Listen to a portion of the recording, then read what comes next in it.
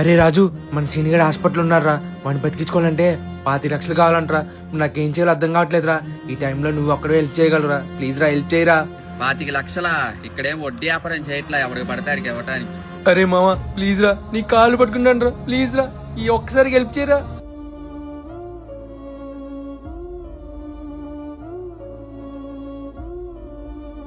ఏమైంది? కింద ఆడు కాలు పట్టుకుంటున్నావు?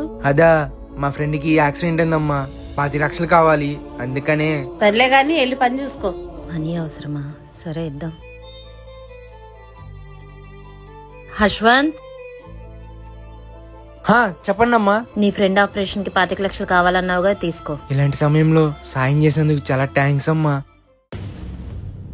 అసలు నీకు బుద్ధుందా? ముక్కు మొహం తెలియనోడికి 25 లక్షలు ఇస్తారా? అదేంటమ్మా అలా అంటావు? సాయం చేయడానికి ముక్కు మొహంతో సంబంధం లేదు, నమ్మకం ఉంటే చాలు. ఏమోలే అమ్మా, నీ ఇష్టం, నీకు నచ్చినట్టు చేసుకో.